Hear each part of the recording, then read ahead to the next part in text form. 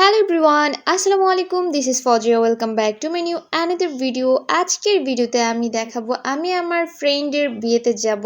Best ফ্রেন্ডের বিয়ে বলে কথা, যে জায়গায় আমি কখনোই যাইনি। না, ছোট থাকতে একবার গিয়েছিলাম, তখন আমার মনেও নাই। এই জায়গা দিয়ে আমি আর কখনোই যাই নাই।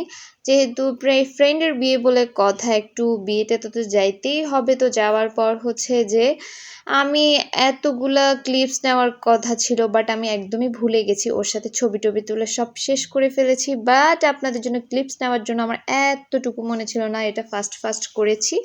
দেন আমরা যাওয়ার পর ওর সাথে দেখা করার পরে আমরা খেতে বসে যাই। খাওয়া দাওয়া কমপ্লিট করে ওখানে অনেকক্ষণ ছিলাম, ওর সাথে অনেকক্ষণ ফটো সেশন করার পর আমরা হচ্ছে যে তার পাশেই নিহাল পল্লীতে চলে গেলাম। এইটা নাকি অনেক বেশি সুন্দর, সবসময় আমরা ফেসবুকে দেখি বা ইউটিউবে দেখি, এটা অনেক বেশি সুন্দর। তো আমরা এখানে টিকিট কাটার পর আমরা চলে গেলাম। মোটামুটি রেস্তোরাঁটা অনেক বেশি সুন্দর। পার্ক ভিতরে রেস্তোরাঁও আছে, আবার হচ্ছে যে এটা একটা পার্ক। তো আমরা এটা একদম শুরু থেকেই আপনাদেরকে যতটুকু দেখাতে পারবো সেটা দেখাচ্ছি। আমরা হাঁটতে হাঁটতে ভিতরের দিকে চলে যাই, আর এখানে হচ্ছে চারপাশে ফুল গাছ ছিল, এখানে একটা পালকি ছিল, এটা দেখে খুব বেশি ভালো লেগেছে। আর এটা হচ্ছে নিহাল পল্লীর সব থেকে সুদর্শন একটা জায়গা, যেখানে কিনা যদিও এটা কাস্টম করে ওনারা করেছে ঝর্ণাটা, তবুও দেখতেই ভালো লাগতেছে অল্প একটু জায়গার মধ্যে। আর এই দিকে দুইজনে কি সুন্দর করে দোল খাচ্ছে, এটা দেখে আমার নিজেরও খুব শান্তি লাগতেছে। যাই হোক, আমি অন্যদিকে চলে যাই। তারপর হচ্ছে যে এখানে সূর্যমুখী বাগান ছিল, একটু কয়েকটা গাছ ছিল, আর এখানে বাঘ মামাও দেখা যাচ্ছে। অ্যাকচুয়ালি এটা রিয়েলি বাঘ হলে কি এখানে কেউ দাঁড়াইতে পারতো? যাই হোক, আমরা এখান থেকে আবার পুরাটাই ঘুরে যাচ্ছি। এখন আমরা রেস্তোরাঁর দিকে চলে যাব। আর এখানে মোটামুটি খুব ছোট্ট একটা জায়গার মধ্যে সব কিছুই ছিল, ফুল গাছ ছিল। তারপর আমরা এইভাবে ঘুরে ঘুরে দেখতেছিলাম, এখানে সবাই ফটোশ্যুট করতেছিল।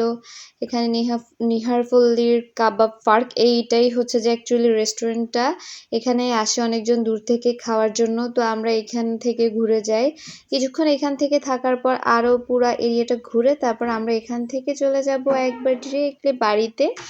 এরপরে কিছু বাচ্চাদের জন্য কিছু রাইডস আছে, এই রাইডসগুলোতে ওঠার জন্য আমরা এই পাশ থেকে ওই পাশে চলে যাই। তো অনেক বাচ্চা এখানে উঠেছে, আর এই ঘুরান্তে দেখে আমার নিজেরই মাথা ঘোরা শুরু হয়ে গেছে। কি রে ভাই, ঘুরতে ঘুরতে এটা বন্ধই হয় না কোনোভাবে।